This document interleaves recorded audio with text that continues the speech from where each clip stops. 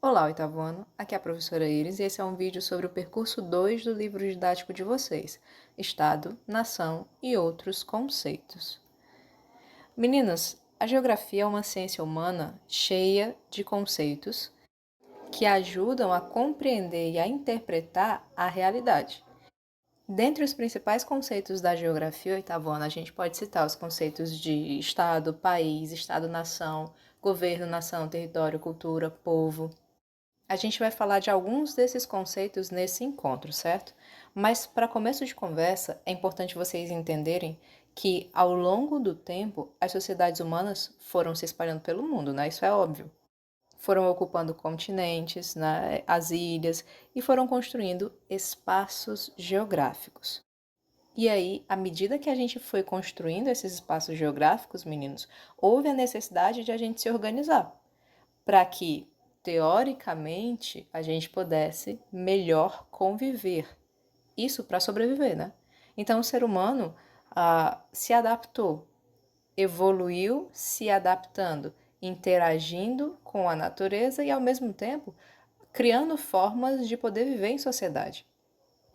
E o que foi que a gente foi fazendo ao longo do tempo? A gente foi demarcando territórios e fronteiras, a gente foi criando governos e formas de administrar esses governos, a gente foi se organizando em estados. Esse é o primeiro conceito que a gente vai ver. O conceito de estado do oitavo ano tem a ver com a evolução e a organização das sociedades humanas, certo? Esse conceito é muito, muito, muito importante. Estado com E maiúsculo, meninos, porque tem o estado com E minúsculo e o estado com E maiúsculo. Esse aqui é o estado com E maiúsculo. É a organização política, jurídica e administrativa de uma sociedade. Não confundam com o estado do Ceará, não, certo? O estado do Maranhão. Não confundam, porque esses são os estados com E minúsculo. O estado com a inicial minúscula corresponde à divisão político-administrativa, né, de um estado com E maiúsculo. Por exemplo, o Brasil é um estado com E maiúsculo, só que ele está dividido em unidades político-administrativas, que são chamadas de estados, né, como o estado do Amazonas, do Espírito Santo, da Bahia, Distrito Federal, Ceará. Então, a partir de hoje, para vocês, estado com E maiúsculo é uma coisa, estado com E minúsculo é outra coisa. Então, como eu estava dizendo, né? A forma como as sociedades se organizam, oitavo ano, politicamente, é o estado, com E maiúsculo. Né? Não existe estado sem leis. Uma vez eu ouvi uma das coisas mais geniais, né, que eu já ouvi na vida.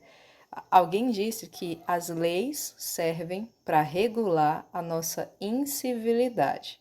Ou seja, quando eu não consigo resolver as coisas de forma civilizada, né, usando a razão, usando a cordialidade, usando a harmonia, quem vai resolver para mim então são as leis que regem a minha vida em sociedade, né? Se eu não conseguir resolver algo de forma civilizada, as leis estão aí para controlar o meu comportamento e para deixar bem claro até aonde eu posso ir. Então, nesse sentido, meninos, se o Estado com E maiúsculo, né? Eu só vou falar de Estado com E maiúsculo agora, que é essa organização política, jurídica e administrativa da sociedade. Se o Estado precisa de leis para ser Estado, eu posso muito bem dizer que o Estado é jurídico, ou seja, ele se baseia num conjunto de leis e normas que guiam, que regem os seres humanos em sociedade. E digo mais: além de ser jurídico, o Estado também é político e também é administrativo. É preciso que exista uma estrutura política e uma estrutura administrativa que ajudem o Estado a funcionar. É preciso, meninos, que existam formas de governo, né? É preciso que existam instituições políticas para que exista o Estado. Da mesma forma que é preciso que existam leis para que exista o Estado. Então, oitavo ano, entendam, ó, esse Estado que se organiza de forma jurídica, política e administrativa, ele vai necessariamente ocupar um território. Né? Isso é óbvio. E esse estado vai ser dirigido por um governo. E esse governo precisa de soberania interna e externa para ele poder existir de forma harmoniosa. O que eu estou dizendo? Esse governo, meninos, que vai dirigir o Estado, ele precisa ter o controle dentro do seu próprio território, ou seja, ele precisa ter soberania interna e precisa também ser reconhecido e ser independente com relação aos demais estados. Ou seja, precisa de soberania externa. O Estado ele precisa ser soberano dentro e fora do seu território. Ele precisa ter harmonia dentro do seu território e ele precisa ser reconhecido por outros estados para que ele seja legítimo. Então, resumindo, o que é Estado, oitavo ano? É a organização que governa um povo de forma soberana em um determinado território. Ou, se vocês quiserem, é a organização política, jurídica e administrativa de uma sociedade.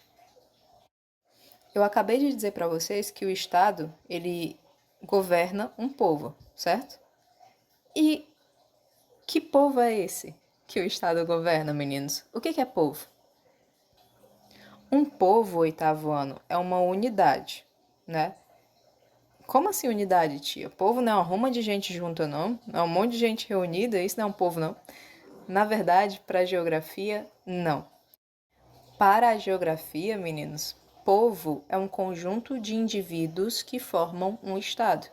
É um conjunto dos cidadãos de um país, né? A gente, nesse sentido, pode falar que existe os cidadãos do Brasil, os cidadãos da Argentina, os cidadãos da Venezuela, da Alemanha. Então, existe o povo brasileiro, existem os indivíduos que formam o Estado brasileiro, existe o povo argentino, existe o povo venezuelano e existe o povo alemão e muitos outros povos pelo mundo. É muito simples o conceito de povo, né? É um conjunto de indivíduos que formam um Estado. O Brasil, a Argentina, a Venezuela e a Alemanha são estados? São. Eles são organizados politicamente, juridicamente, administrativamente? São. Eles são organizações que governam um povo de forma soberana em um determinado território? São. Então, cada um desses estados vai ter um povo que forma aquele estado. E uma coisa muito importante, meninos, a gente não deve confundir o conceito de povo com o conceito de nação. São coisas diferentes. A ideia de nação, oitavo ano, está intimamente ligada com identidade, né? Com história construída em conjunto. Está ligada com compartilhar costumes, idioma, tradições, religião. Então, a gente pode dizer que os membros de uma nação têm características comuns ligadas a costumes, crenças e valores. Uma nação é um agrupamento social, é um agrupamento de indivíduos unidos por um passado histórico comum, que deu origem a uma identidade cultural. Então, quando a gente fala em nação, a gente fala em cultura, em identidade, em um grupo de indivíduos que construiu a sua história em conjunto, certo? E percebam uma coisa: o Estado é uma instituição política que ocupa um território de forma soberana e esse território é habitado por um povo, certo? Por indivíduos que formam aquele Estado, por cidadãos daquele Estado. Só que dentro do mesmo Estado podem existir várias nações. E outra coisa, uma nação, ela pode existir mesmo sem Estado. Ai, professora, agora a senhora bugou a minha mente. Não entendi foi nada. Eu vou explicar. Peguem o exemplo do Canadá. Acho que todos vocês já ouviram falar do Canadá, né? O Canadá é um estado soberano. Ele se organiza, né? E como se organiza? Politicamente, juridicamente e administrativamente. No Canadá, há cidadãos, né? O povo canadense. Só que dentro do Canadá, a gente tem várias nações diferentes. A gente tem as populações indígenas, a gente tem uma parte do Canadá que foi colonizada pelos ingleses e por isso fala inglês, e tem costumes, né, que vieram lá dos ingleses. E a gente tem outra parte do Canadá, a província de Quebec, em que se fala francês, porque essa província foi colonizada pelos franceses. Vocês entendem isso, oitavo ano? Dentro do mesmo país, são línguas e traços culturais diferentes. São nações distintas dentro de um mesmo estado. Né? A província de Quebec, inclusive, já tentou se separar, né? Já faz tempo que ela tenta. Né? Faz tempo que ela quer criar o seu próprio estado. Mas o Canadá é um exemplo muito claro de que dentro de um mesmo estado podem existir várias nações. E aí, meninos, quando membros de uma nação ocupam um território e se organizam politicamente, eles formam um Estado-nação, certo? Só que há nações sem Estado, como eu já falei para vocês. Existem grupos de pessoas que compartilham história e cultura comuns, ou seja, são uma nação, mas que não pertencem a nenhum Estado. E aí o que acontece com esses grupos, né, com essas nações, é que elas ficam vivendo em áreas onde o poder é exercido por outros grupos. Qual é a maior nação sem Estado do mundo, oitavo ano? Eu dou 10 para quem adivinhar. A maior nação sem Estado do mundo são os curdos. Os curdos querem muito um território para chamar de seu, né? Querem muito construir o seu próprio Estado. Só que eles estão espalhados por vários países. Eles estão espalhados pelo Irã, pelo Iraque, pela Síria. Tem curdos na Turquia, na Armênia. São cerca de 30 a 35 milhões de pessoas, oitavo ano, que formam o quarto maior grupo étnico do Oriente Médio, mas eles nunca conseguiram um país próprio. Então, eles são a maior nação do mundo que não tem Estado. A gente também pode citar os palestinos, também podemos citar os bascos que ficam ali entre o norte da Espanha e o sul da França, todos nações sem Estado. Oitavo, um dos conceitos mais importantes para a geografia é o conceito de território, certo? Na geografia, o território é a porção da superfície terrestre sobre a qual o Estado exerce sua soberania. O território é delimitado por fronteiras e é definido por e a partir de relações de poder. O conceito de território, se você parar para pensar, é simples.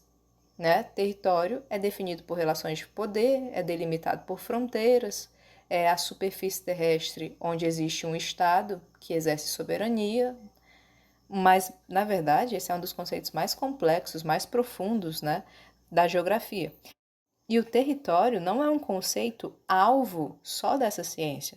Existem muitos debates e muitas definições sobre o que seja território no campo da política. A biologia também estuda, a psicologia, a sociologia. Então, é um conceito complexo e profundo. E digo mais, o território ele não é só uma porção de terra, Ele não é só a parte emersa onde o Estado exerce soberania. Na verdade, ele inclui a plataforma continental, que está embaixo d'água. Um território inclui o mar territorial, que é uma faixa de águas costeiras, inclui o espaço aéreo, inclui as ilhas, caso o país as tenha, Então, vocês estão entendendo o que eu estou dizendo? O território é formado, meninos, pelas terras emersas, que estão acima do nível do mar, pelo espaço aéreo, pelos rios, lagos e pelas águas territoriais.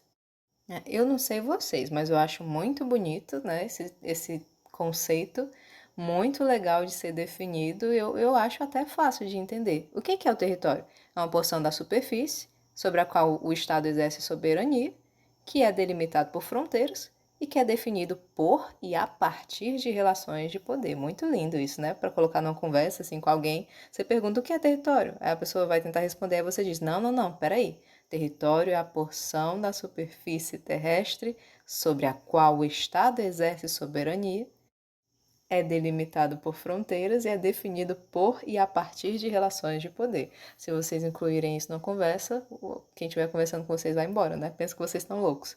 Enfim, meninos, devaneios à parte, a gente entra agora num dos conceitos mais simples, o conceito de país.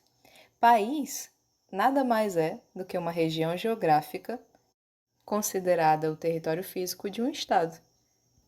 Resumindo, um país é o território de um estado, né? Não confundam, inclusive, país com estado, né? Enquanto que o país é uma região geográfica, o estado é a instituição política, jurídica e administrativa que dirige e organiza a vida da sociedade, certo?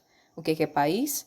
País é uma região geográfica, que é considerado o território físico de um estado.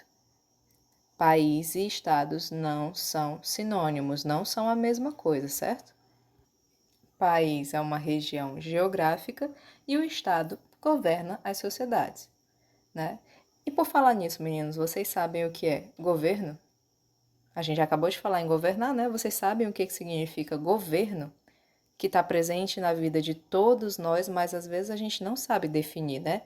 Governo, oitavo ano, é como as instituições conduzem, administram um país, um município, ou uma região, ou um estado com E minúsculo, né? O governo é uma das instituições que ajudam o estado com E maiúsculo a funcionar. Então, basicamente, o governo é uma organização que tem a função de governar, né? De administrar algum território, alguma região, um município, um país, um estado. Usando o Brasil como exemplo, meninos, atualmente predomina aqui a forma de governo republicana, que é dividida em três poderes, certo? Há três poderes na República. Quais são esses três poderes? O executivo, que coloca as leis em prática, o legislativo, né, que produz as leis, e o judiciário, que cumpre as leis, que julga de acordo com a Constituição Federal. A Constituição, que é a lei suprema, né, de um país, que é o parâmetro, que é a partir dela que todas as demais normas e leis são baseadas, né? Ela está no topo do ordenamento jurídico de um país. Ela é a lei mais importante.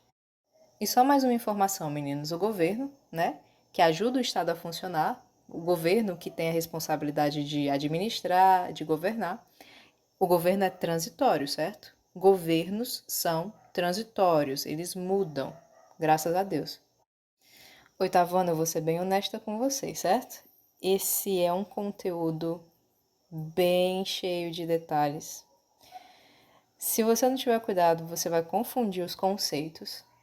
Por isso que é importante ler, reler, ler de novo, anotar, pesquisar, ver vídeos, procurar em fontes confiáveis na internet, né? E sem sombra de dúvidas, usar o livro didático como material de apoio no aprendizado de vocês. Leiam o percurso 2, porque eu sei que é muita informação e eu sei que é muita coisa semelhante, né? A primeira vez que vocês escutam esses conceitos todos, não dá para guardar tudo. Eu entendo isso. Por isso que eu estou dizendo, um dos caminhos para facilitar a vida de vocês é lendo o livro, resolvendo as atividades do livro e procurando vídeos e outras fontes para que vocês possam ter todo o apoio necessário, né, para aprender mais esse conteúdo que é tão importante. Obrigada pela atenção de todos, meninos, e até a próxima!